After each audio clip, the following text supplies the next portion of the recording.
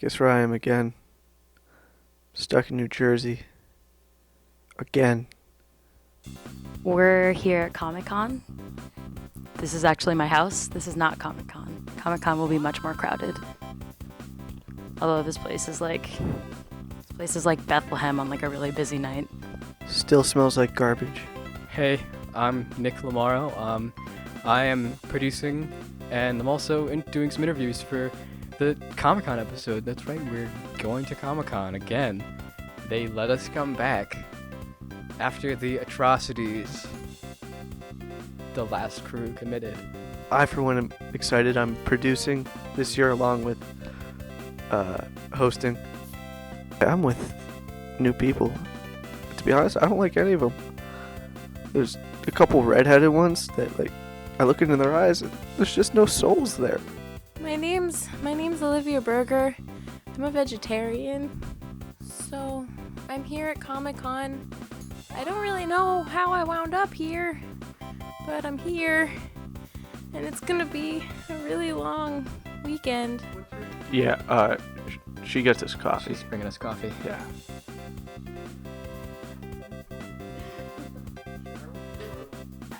Hi, I'm Kyle Reether. Gonna be running camera here at Comic Con. The drive here was really long. I'm really tired. But my parents made us fajitas and they were really good. But yeah, Comic Con 2012, new crew. I'm hosting. Should I introduce myself? I'm Andrea Molaris and I'm hosting. I'm going to be interviewing some people. Super excited to interview Rob Corddry. But actually, the real person that I really want to meet at Comic Con is the champ, Paul Jensen. We're all lonely and we're here at Comic Con again for the third year in a row. Game over. We're here looking for love in all the Paul places. Paul's gonna be there, which might be a little awkward because we fired him. And, you know, we're looking for love, and Paul's the love master, so we kind of want to ask him for some pointers. So it's the quest for love. It's the quest for Paul. I will think of a better pun eventually. I'm looking for love, and I think I found it right here.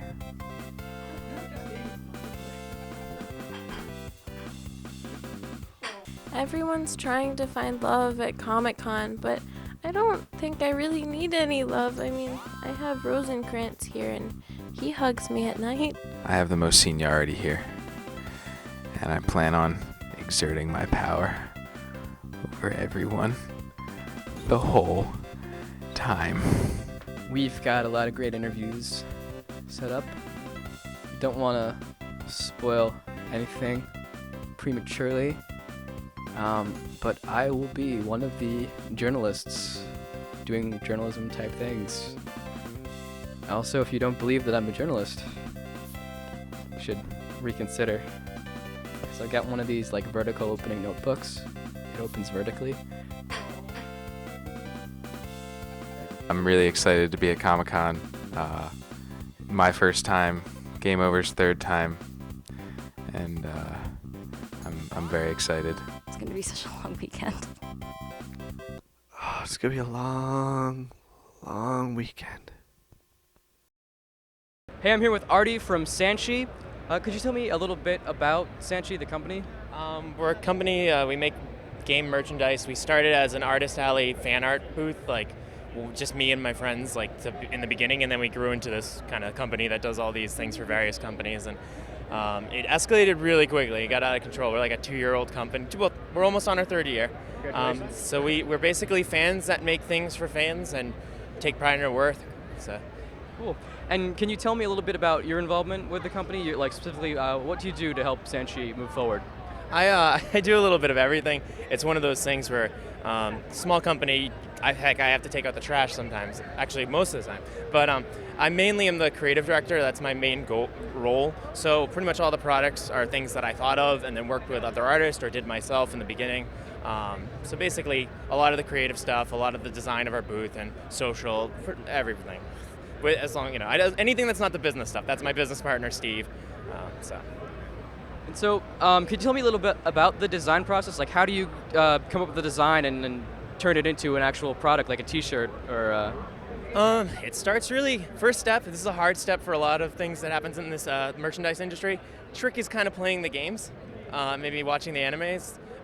Usually you see a lot of stuff out there that's just concept art. I like to actually play it, learn about it, see it from a fan's perspective, and then I ask myself, what do I want? What would I think is cool? Then I ask my friends who play the game and I say, well, do you think this is something you'd want? And they're like, alrighty, that's just you. And I'm like, all right, next idea. I try to make it appropriate. I try to make it something useful and interesting. But that's kind of the process. Just find what you want and find what stands out. So I know you have a lot of T-shirts, but what other products do you have? We have a lot of pins, a lot of jewelry. We just did coasters recently. We're doing some plushes. Pretty much anything we think is cool. If someone was going to tell me that I could make like a ceramic moose that was like this big and it would be a cool idea, I'd be like, all right, can I ride it? That's not big enough. I'd have to make it this big. But long story short, don't buy a ceramic moose. And so if I wanted to buy some of your products, where could I go? I know you have a website and making appearances at the Comic-Con, but any other places around by people to find you guys? Or Basically the website and then tons of conventions around the country. We do a lot of them. So swing a dead cat and maybe you'll hit us. All right, thank you very much, Artie. Yeah. Great. Pleasure. And that's Team Shanshi. Thank you very much. Now back to you. Hi, I'm Andrea, and we are at New York Comic Con 2012. I'm here with Matt Inman, creator of the Oatmeal. First of all, can I say I'm a huge fan, and I'm like so incredibly nervous right now to be talking to you. So first of all, my first question is about the sriracha. Now, I'm a huge fan of sriracha. Is the joke supposed to be about people who are so obsessed with sriracha and put it on everything, or is it a true love of like sriracha? No, it's a true love. I was traveling last year or year before, and I had to eat terrible food like the whole time at airports. And what I realized was sriracha saves all food. Like you can put on anything. And so that inspired me to write that comic, and it's kind of turned into this whole ordeal with grizzly bears and cats and everything dealing with sriracha. But That's my love is true. So Sorry. yeah, my love for it is true. Cool. Most of your like web comics have a lot of to-do things or how-tos. Where do you get the ideas for those? Oftentimes I make comics that have a bit of utility to them. So I saw a lot of people, for instance, who didn't know how to use a semicolon, and it's actually really easy to use. It takes about 30 seconds to learn. So rather than, I'm not good with comics where it's panel, and then a punchline at the end, because you only get one shot at being funny, and it's just a kind of an old format. So for me, I work better when I have something to work within. So I started writing these helpful guides, because for my comedy it ended up working out better. Cool. How long does it typically take for you to complete a comic? You know, I've done some in 20 minutes that are horrible little sketches. I've done other ones that have taken a week. The typical time seems to be about 8 hours for a comic, for an average-sized oatmeal comic. Awesome. So How to Tell If Your Cat Is Going to Kill You came out yesterday. I haven't picked it up yet, unfortunately, since it came out yesterday. Could you tell me a little bit about it? Yeah, so cats were kind of the core of my comics when I started. Okay. So I finally made a comic book, or a book entirely full of cat comics for cat people. It's got more bobcats in it that haven't been seen before, lots of instructional guides. It'll teach you how to tell if your cat's a raging homosexual, like what to look for in a gay cat, those kinds of things. So That's awesome. Did you do any serious research for that? Did you meet with the cat whisperer? yeah, there was a lot. That's awesome. I'm so jealous. All right, well, we're wrapping it up here, so back to you, Nick and Dave. Hey guys, I'm here with Brenda from Geek Chic. Could you tell me a little bit about Geek Chic, the company? Here at Geek Chic, we basically make geek gaming furniture. We make coffee tables, dining room tables, comic book storage and display solutions, and basically furniture for geek lifestyles, essentially, is what we make. It's very cool. So how do you come up with a design for a table and actually produce something like this?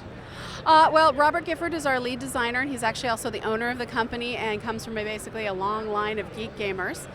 So when it's talking about coming up with a new design for the tables that we already do, it's coming up with basically a different style that might go along with a different particular lifestyle.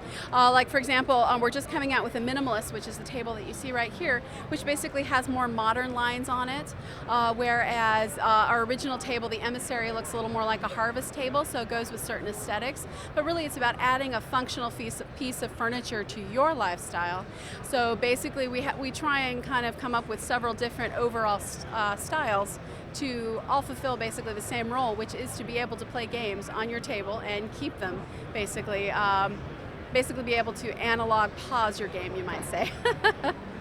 That's very cool. And now I saw just over yonder, there are some wood weapons and mustaches as well. Oh yes, over at our forgery is where we like to have fun in the shop, and so it's very important to actually do things like mustache monocles and things of that nature. So we basically like to have fun and play a little bit there. So that's actually where the mustache monocle came from, which of course is all about dignity. Always dignity, gentlemen and ladies. And now I believe I also heard that you can do custom orders for things like that. I know. Oh, certainly. We have an entire bespoke line, which basically, if you have a particular geek need that we are not currently fulfilling, or it's very particular, like I have a very large, say, Star Wars collection or something like that, or I have a bunch of antique boat equipment that I would like to basically display, old wheels and stuff like that. We actually do have a completely custom and bespoke line that can actually assist you with that. Or say I have 400,000 miniatures that I need to store in cabinets, we can actually do that and have actually done that for clients. Very cool. All right, Brenda, thank you very much. You're very welcome. The company. It's nice to meet you. Oh, very nice to meet you too. Yes. And the company is Geek Chic. Now back to you. I'm here with Jessica. We're at the MemoBot station again this year. Surprise, surprise. And last year we talked a lot about the Star Wars MemoBots and all that. What do you have new besides Star Wars? Well, I'd like to tell you about David, right? Yes, David. If I may, Or Dave, David. whatever one you talk to prefer. you a little bit about our most mathematical license. Now, you'd think it would be Einstein, but you would be wrong. And schmauzow, let's see what we got here. It's Adventure Time, ladies and gentlemen. We got your Finny Fin here. We got Princess B, Little PB, and then Stretchable Jake. He doesn't stretch in this form, but all of these are loaded with their own special Adventure Time episode for you. And then it also comes included with icons and avatars and screensavers, a bunch of cool, fun stuff for your computer. But most of all, it's just awesome to be able to carry Finn around. Yes, Have him store your data. Adventure Time is great. I also noticed there is an Einstein one. It's true. There is an Einstein one. So our newest kind of flavor of MemoBot, we have our licensed ones and our artist series, and even our original ones, and now we're doing legends. So these are actually real people, not like characters that we've all grown to love out of our imaginations, but these are actual historical figures that have literally kicked ass, taken names. I approve of what you did there. Yeah, thank you. I approve. Yeah. Now, so we got Bruce Lee here. Sorry. And then we've also got Einstein, and he comes in like 3 designs. We only have one here, but only one here. But we've got a goofball design where he's kind of his brain's exposed, and then we have one where he's got DJ headphones on. But so even though they're real people, you still get a little bit of that imagination into that one. Playing around with them a little bit, yeah, I guess. But Bruce Lee is pretty, true to character. Yellow suit, battered, ready for more. He's like water. Yes, he's always ready for more. Now I notice you have the Dark Knight Rises MemoBots now. Yeah, that one's not a surprise for me. No? No. Yeah, it's been around. Actually, we debuted it for Comic-Con in San Diego, and we had an exclusive Bane figure, which totally sold out, and it was amazing. We also had an exclusive at Comic-Con for Fiona. So there was that one kind of like Ice King fan episode where everything switched around, and Fiona just like flew out the door. So it was awesome. Comic-Con, you guys are our best friends. No, you're our best friends. Now I noticed that you have over here these micro Memo Micro? Oh yeah, Memo Micro. We What- haven't talked about it, have we? No, we have not. What are these? It's a MemoBot without the built-in memory. So basically what you're getting is an awesome character where you can add your own memory to it. And let me show you. So here we have Miss Wonder Woman, and she's not, you know, the flat kind of MemoBot shape that we all have come to know and love, but she's actually herself, right? She's molded, she's got the cute little nose like a bunny, and basically you take your own memory. This is a micro SD card. They come in tablets and cameras and phones, all that kind of consumer electronic-y stuff. And you just slide it right in here, flip it out, and that is a flash drive. So basically I just plugged in 16 gigs. Then I can take it out and then put in 64, you know, put in a gamer profile that I have on another drive, like that. So basically, this is, you know, your answer to, well, I love a MemoBot. I don't want to necessarily buy a 64 gig MemoBot, but at some point I might want to put 64 gig memory in there. So this is just at your leisure, you switch in and out your memory. It seems more flexible in that way. Now, before I let you go, I just got to ask, what's available Friday at 10 a.m. that I can't know? It's our secret. 10 a.m. You should come back and we should do another one. I'll come back, but I also really want to know. Okay. 10 a.m. tomorrow, you can get Ugly Doll MemoBot. And there are 4 designs, and they're kick-ass. They're right here.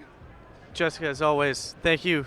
Thank you very much. The pleasure. The pleasure is all mine. No. No. Fine. The pleasure's all hers. Off to you, whoever it is, possibly me again. Thanks, bye. Hey, I'm here with Ashley from Redbubble. Ashley, I was wondering if you could tell me a little bit about Redbubble, the company. Sure. Redbubble started in 2006 by 3 people who are creators. They're artists, they're writers, they're designers. And they just saw that, 1 in 6 people in the world considers themselves a creative person but doesn't have an outlet to put their art. So they opened Redbubble as a way for artists all around the world to upload their art to the internet and get their voice heard or their art out there. And so all the art you see around us right now is all art done by independent artists. We have about 220,000 designers on our website right now with over 9 million different pieces of art. And the ones you see around here, this represents about 65 of our artists on over 60 different products. That's very cool. So how do you go about actually producing, once you have these designs, how do you go about producing them and turning them into t-shirts or whatever we have here? Sure. So we work with over about 10 different fulfillers to get the artist designs on products. So we actually work more as the marketplace for these products. And so what we do is we work with the artists to make sure that their items or their art gets to producers so that the art can be produced and sent out to their customers. Cool. And if I were an independent artist and I wanted to submit some designs for to actually get it made into a product, how would I go about doing that? Yeah, so the coolest part, well, one of the cool parts about our website, I think there's a lot of cool parts, but the coolest part is that it's a free service to you. So it's free for the designer and free for the buyer. Cool. And that if you have 10 different pieces of art that you want on our website, you can put all 10 on our website. There's no selection process. And so really, whatever you as the artist wants to see if you can sell, then you can put it on our website. It's simple as that. And you pick the products that you want it available on. Very cool. Ashley, thank you so much. Absolutely. Thank you. And that's Redbubble. Back to you. Hi, I'm Andrea, and we are here with Cyanide and Happiness. We're here with Dave and Sean today. So let's get started. Do you have any new shorts coming out or anything? Give us a couple of weeks and we can get back to you on that. I know people have been waiting for like a year, maybe 2 years. Oh, how long has it been? Yeah, 2 years. Give us 2 weeks. I promise you that's how long it's going to take. We've been talking to a bunch of people about TV shows over the last couple of years, so we've got something to announce regarding all that. 2 weeks is going to be big in 2 weeks. So I have to wait 2 weeks? Okay. How do you pick voices for your characters? Because I always know whenever I watch a short, I feel very weird because I'm so used to only seeing captions, and I just feel like these characters don't actually have voices. But how do you guys choose? I honestly can't give you an answer on that. I just kind of I have a really high-pitched voice, so sometimes I will play girls. It's kind of weird. I'll start talking like that and stuff. And I've played girls in shorts before. We just kind of play it by ear, literally. Like if a voice sounds good, depending on what we're doing, then we'll just go with it. We'll wing it.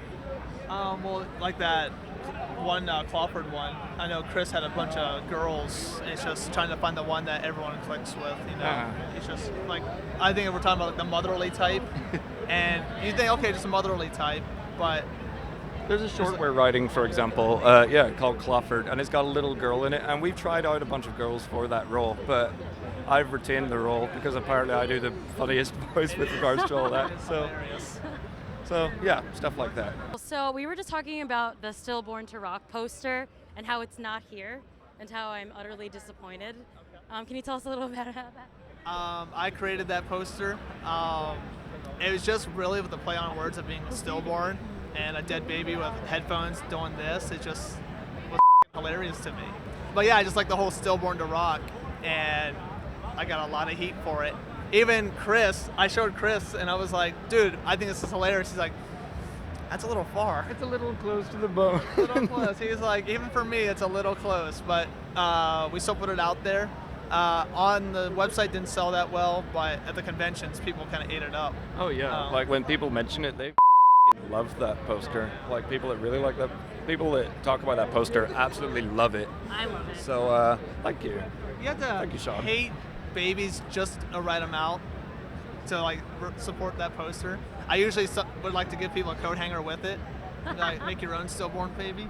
But I know, right? Speaking of things that are a little close to the line, what are some other comics that you think have gotten some negative response because they've gone too far? You need to look up a comic called Electric Retard. In fact, it's in the archives of the internet somewhere. I'm not sure if the website's up anymore, but type Electric Retard into Google and you'll find some interesting stuff. That's all I can say. If you like naked Nazis, then go for it. You'll probably find plenty of that on the internet anyway, but this is a webcomic, so don't search naked Nazis. Instead, search electricretard.com. What's one of the more severe responses you've gotten? Like, have people like thrown things at you, or? Oh, actually, it's Stillborn to Rock in Chicago at C2E2 2 years ago. This lady came up with a note, and she was crying. And I thought, oh, it's a fan thing. And this letter pretty much tells me that she supports my right to free speech, but you know, this is wrong. And she gave me a baseball card of her dead baby. At least I called it a baseball card. It was laminated and everything. It's like she just handed them out. She was handing those things out like you were going to collect them all or something. I don't know. It was terrifying. It was absolutely terrifying. And then the year after, she came back again, fully armed, with plenty of things to yell at us. Like we sell a bulimia T-shirt, and she had something to say about that as well. She was very pissy. She's upset. I asked her for her starter card for her baby, but she didn't have it. But that's probably the most offensive someone. I'll see her again next year. It's almost like our own character. Yeah, she'll be here every year. She's become a bit of a regular. Oh, yeah. That's awesome. So what's the weirdest thing you guys have been asked to get drawn today? We do these things at the moment where you get to pick out a combination of any two things from this box. Okay. In fact, let's pick something out right now. For example, we've got the future and God, these are getting There we go. boring. Alcoholism. Oh, yeah, the future and alcoholism. And we just draw it together. Some of them. The best was weird sex positions in the future. Yeah, we just involved a lot of robots and whatnot.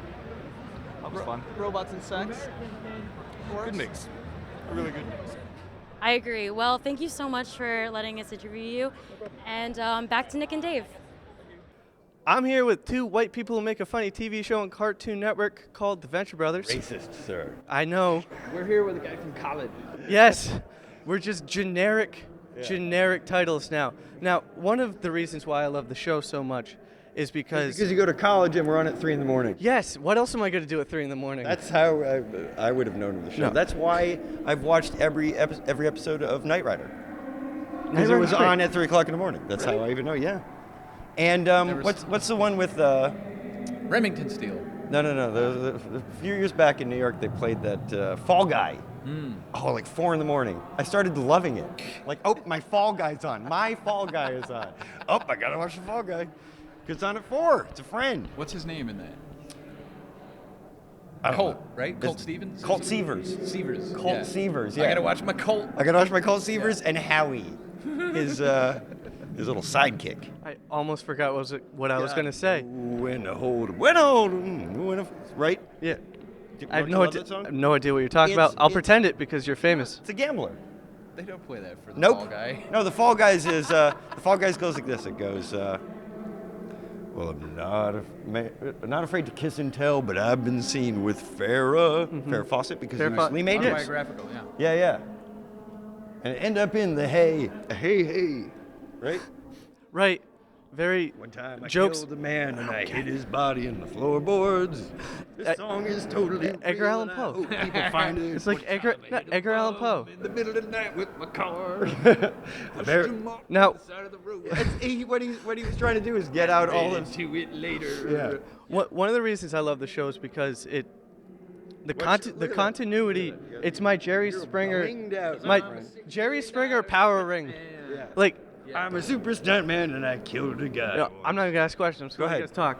No, I'm joking. One of the reasons I love the show is because the continuity in it, like from season 3, you'll reference things that happened in season 1. Like in the middle of season 2. 3, we reference things that didn't happen before the show occurred. Like it actually references things that season 3 was that weird moment where it went backwards and forwards and.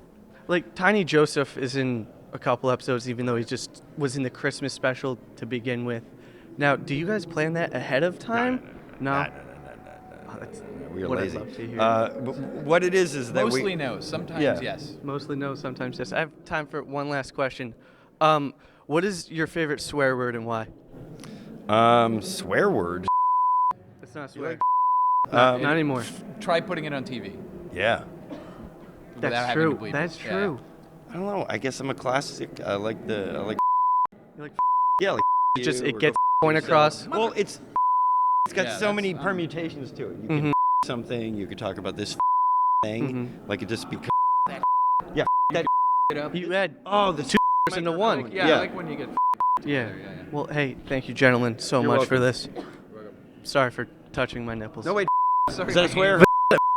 Hey, Oh, this thing. hey, for everywhere. Back to you, Ithaca. Ithaca. Stay classy.